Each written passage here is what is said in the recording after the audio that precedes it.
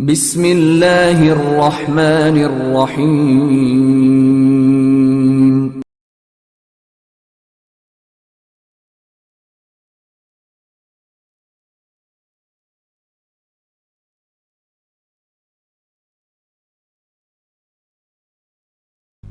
رسول اللہ صلی اللہ علیہ وسلم ایک دن حضرت عائشہ رضی اللہ تعالی عنہا کے پاس آئے۔ اس وقت ایک عورت حضرت عائشہ رضی اللہ تعالی عنہا کے پاس بیٹھی تھی۔ آپ صلی اللہ علیہ وسلم نے دریافت کیا، یہ کون ہے؟ عرض کیا، فلاں عورت، اور اس کی نماز کے اشتیاق اور پابندی کا ذکر کیا۔ آپ صلی اللہ علیہ وسلم نے فرمایا، ٹھہر جاؤ، سن لو کہ تم پر اتنا ہی عمل واجب ہے جتنے عمل کی تمہارے اندر طاقت ہے۔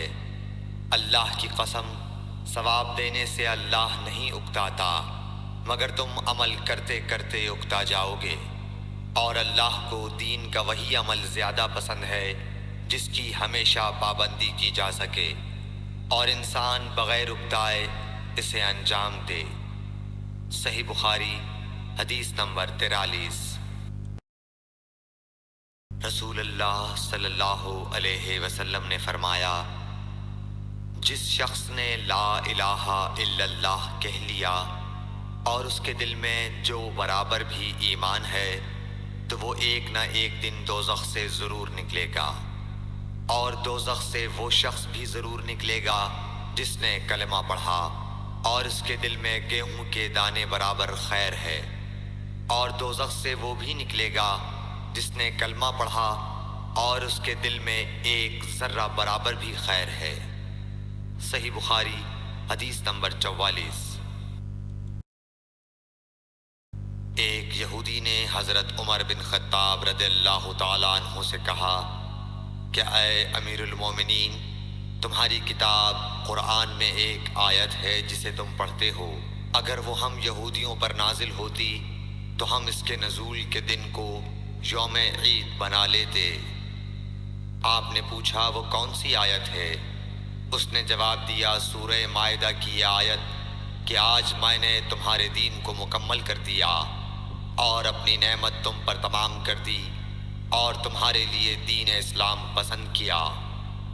حضرت عمر رضی اللہ تعالی عنہ نے فرمایا کہ ہم اس دن اور اس مقام کو خوب جانتے ہیں۔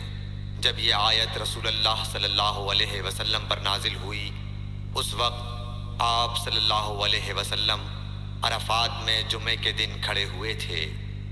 صحیح بخاری حدیث نمبر 45۔ طلحہ بن عبید اللہ کہتے تھے کہ نجد والوں میں سے ایک شخص حضرت صلی اللہ علیہ وسلم کے پاس آیا، سر پریشان یعنی بال بکھرے ہوئے تھے۔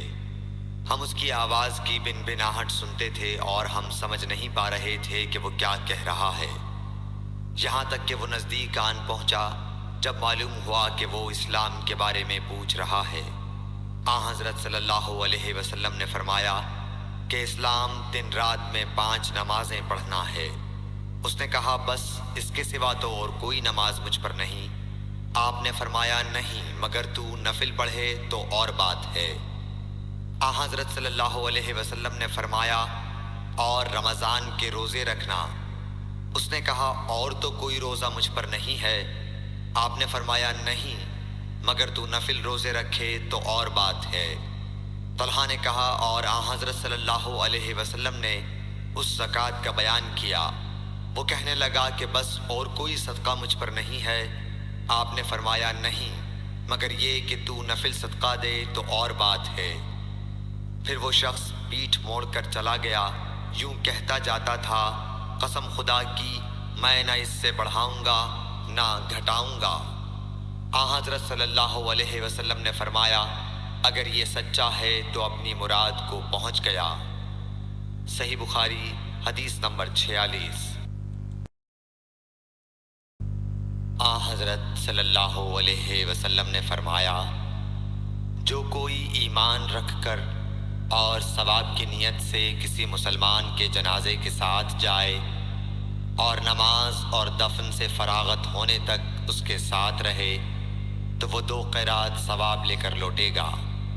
ہر قرات اتنا بڑا ہوگا جیسے احد کا پہاڑ۔ اور جو شخص جنازے پر نماز پڑھ کر دفن سے پہلے لوٹ جائے تو وہ 1 قرات ثواب لے کر لوٹے گا۔ صحیح بخاری حدیث نمبر 47۔ حضرت صلی اللہ علیہ وسلم نے فرمایا کہ مسلمان کو گالی دینے سے آدمی فاسق ہو جاتا ہے اور مسلمان سے لڑنا کفر ہے۔ صحیح بخاری حدیث نمبر 48۔ حضرت صلی اللہ علیہ وسلم اپنے حجرے سے نکلے، لوگوں کو شب قدر بتانا چاہتے تھے وہ کون سی رات ہے۔ اتنے میں 2 مسلمان آپس میں لڑ پڑے۔ آپ صلی اللہ علیہ وسلم نے فرمایا، میں تو اس لیے باہر نکلا تھا کہ تم کو شب قدر بتلاؤں، اور فلاں فلاں آدمی لڑ پڑے تو وہ میرے دل سے اٹھا لی گئی، اور شاید اسی میں کچھ تمہاری بہتری ہو، تو اب ایسا کرو کہ شب قدر کو رمضان کی 27ویں، 29ویں اور 25ویں رات میں ڈھونڈا کرو۔ صحیح بخاری حدیث نمبر 49۔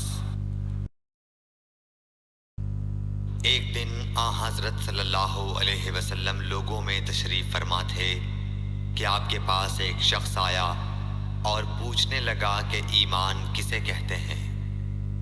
آپ صلی اللہ علیہ وسلم نے فرمایا کہ ایمان یہ ہے کہ تم اللہ پاک کے وجود اور اس کی وحدانیت پر ایمان لاؤ، اور اس کے فرشتوں کے وجود پر، اور اس اللہ کی ملاقات کے برحق ہونے پر، اور اس کے رسولوں کے برحق ہونے پر، اور مرنے کے بعد دوبارہ اٹھنے پر ایمان لاؤ۔ پھر اس نے پوچھا کہ اسلام کیا ہے؟ آپ صلی اللہ علیہ وسلم نے پھر جواب دیا کہ اسلام یہ ہے کہ تم خالص اللہ کی عبادت کرو اور اس کے ساتھ کسی کو شریک نہ بناؤ، اور نماز قائم کرو، اور زکوٰۃ فرض ادا کرو، اور رمضان کے روزے رکھو۔ پھر اس نے احسان کے متعلق پوچھا۔ آپ صلی اللہ علیہ وسلم نے فرمایا، احسان یہ ہے کہ تم اللہ کی عبادت اس طرح کرو گویا تم اسے دیکھ رہے ہو۔ اگر یہ درجہ نہ حاصل ہو تو پھر یہ تو سمجھو کہ وہ تم کو دیکھ رہا ہے۔ پھر اس نے پوچھا کہ قیامت کب آئے گی؟ آپ صلی اللہ علیہ وسلم نے فرمایا کہ اس کے بارے میں جواب دینے والا پوچھنے والے سے کچھ زیادہ نہیں جانتا، البتہ میں تمہیں اس کی نشانیاں بتلا سکتا ہوں۔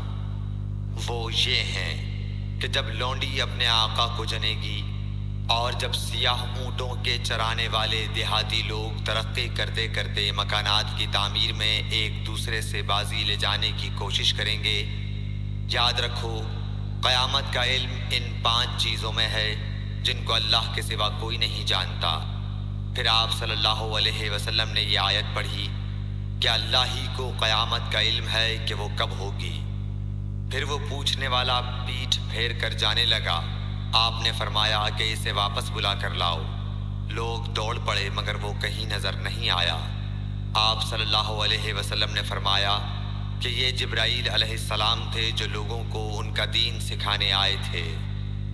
صحیح بخاری حدیث نمبر 50۔